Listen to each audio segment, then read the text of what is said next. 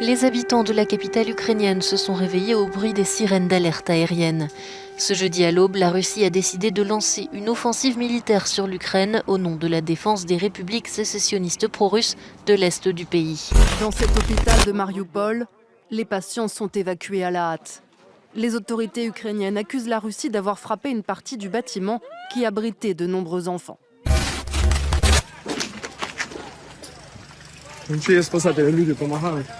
Пацани, її можна посадити.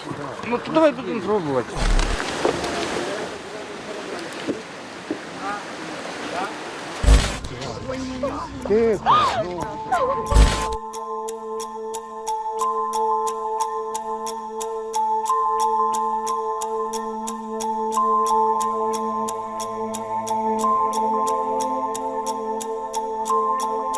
Je m'appelle PF, je suis artisan photographe, plus communément appelé sous le nom de visite interdite, puisque ma spécialité est de photographier des lieux à travers l'Europe qui sont abandonnés, c'est-à-dire qui ont été créés par la main de l'homme et délaissés, pour essayer de montrer qu'une seconde vie est en train de se dérouler à l'intérieur. Salut, moi c'est Ludo. Donc je suis illustrateur et je travaille beaucoup à l'aquarelle, qui est un médium qui me passionne, parce qu'on a la fluidité, les couleurs, la lumière aussi qui passe à travers la feuille. Et je travaille aussi sur tablette numérique. Alors, je suis Dominica, j'ai 39 ans et je suis artiste peintre et musicienne à Metz, en Moselle. Alors en technique de peinture, j'affectionne particulièrement l'huile sur bois, mais j'aime aussi faire des incursions dans d'autres médiums comme l'aquarelle, l'encre de Chine, soit le graphite ou le numérique pour en faire des peintures digitales. Salut, moi c'est Romain, je suis un artiste en digital art, spécialisé en photomontage et je suis aussi gérant d'une agence de publicité avec un showroom artistique spécialisé pour les artistes à Lunéville.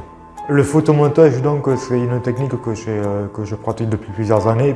C'est ce qui me permet donc de combiner différentes photos entre elles pour réaliser des paysages, que ce soit fictif, que ce soit réaliste. Je travaille aussi sur la photo colorimétrique urbaine. Voilà, c'est vraiment un domaine que j'adore travailler. Et je vais partir sur un truc vraiment différent que les autres artistes et collaborateurs de ce projet pour laisser un message différent parce que je sais que voilà, on soutient quand même l'Ukraine, mais le peuple aussi russe n'a pas forcément demandé ce conflit-là.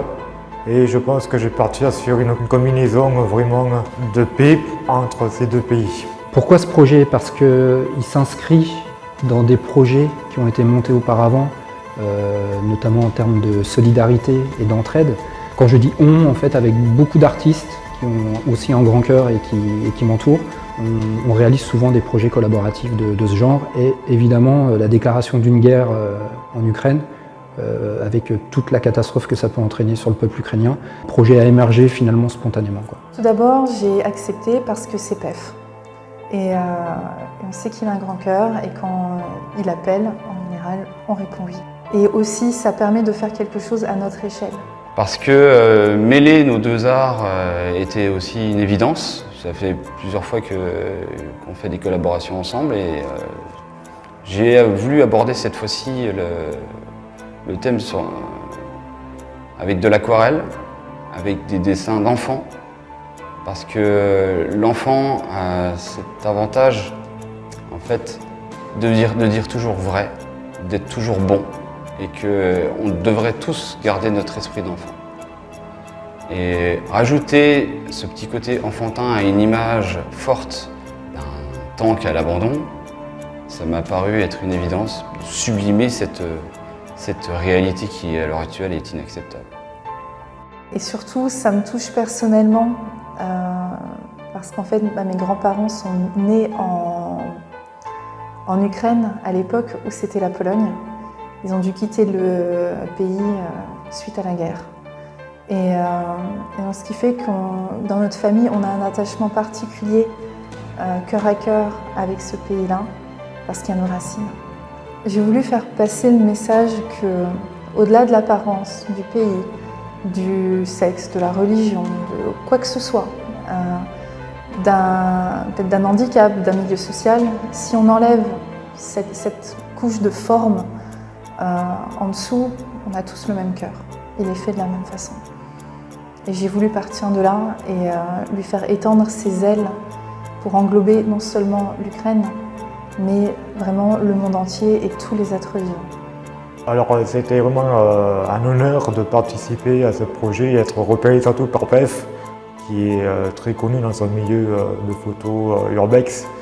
Et donc c'est de travailler en complémentarité avec différents artistes me permet donc d'apprendre toujours plus en termes de travail artistique bien sûr, et de faire de nouvelles rencontres qui peuvent créer donc des amitiés sur des projets vraiment humains, j'aimerais dire, et c'est vraiment un honneur de rejoindre l'équipe et le réseau ami de PEF. Je me rends compte que chacun à sa manière, par un petit geste, par un petit savoir-faire qu'il a, peut contribuer pour l'intérêt général, pour l'entraide. Et je pense que plus on multipliera les œuvres comme ça, les actions comme ça, plus ça donnera certainement envie aux gens de s'investir et de se dire « ouais, moi aussi en fait je suis en mesure de faire quelque chose ». Même si on n'a pas d'argent en fait. C'est pas que de l'argent, les œuvres caritatives. Donc je pense que ça peut créer un effet boule de neige. Donc comment va se présenter les collaborations? Comme à l'habitude, on va mélanger deux univers. Donc l'univers de la photographie, par le biais de ce que j'ai déjà pu photographier, et par le talent et les compétences de chaque artiste qui ont été sollicités, qui ont accepté de participer à la mission. Donc c'est aussi bien dans le dessin, dans la peinture, dans le graphe, dans l'illustration numérique. On essaye de mélanger finalement deux univers. Ces collaborations vont devenir des éditions limitées. La petite nouveauté qu'on va apporter là-dessus, c'est qu'en fait les œuvres seront mises en précommande pendant 48 heures. Et c'est pendant 48 heures que les gens décideront du nombre d'exemplaires qui seront tirés de chaque œuvre. En fait, tout sera découpé en un tiers. Un tiers sera consacré à l'Ukraine, pour le peuple ukrainien. Pour trouver les œuvres, il n'y a rien de plus simple. Chaque œuvre sera donc diffusée pendant 48 heures pour enregistrer un maximum de précommandes. Elles seront annoncées en amont, un espèce de calendrier sera diffusé, et donc on pourra retrouver ce calendrier et ces œuvres sur ma page Facebook Visite Interdite ou sur Instagram Visite Interdite, et également sur les pages et les réseaux de chaque artiste qui aura collaboré, puisque chacun se fera le relais. Et donc ça sera à chacun de se positionner pour dire quelle œuvre il veut et dans quel format. Et on mettra également à disposition pour ceux qui n'ont pas forcément le budget d'acheter l'œuvre mais qui ont envie de contribuer et qui veulent soutenir notre action, une cagnotte en ligne qui, elle, sera 100% intégralement reversée à l'association.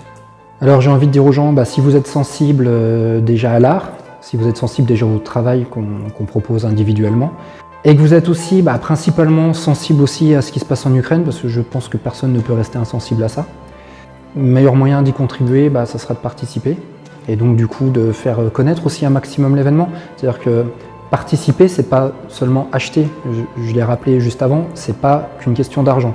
C'est-à-dire que participer, ça peut être aussi partager, ça peut être aussi encourager, parce qu'on a, nous artistes, on a aussi besoin de ça, c'est aussi un carburant. Donc voilà, faire parler de cette action, et puis que ça fasse des petits, c'est-à-dire que si ça fonctionne bien, on retrouvera d'autres artistes pour retravailler, les mêmes artistes pourront peut-être refaire aussi une autre œuvre. Enfin, voilà, j'insiste beaucoup sur l'effet boule de neige, et je pense que c'est le principe même d'une solidarité en fait.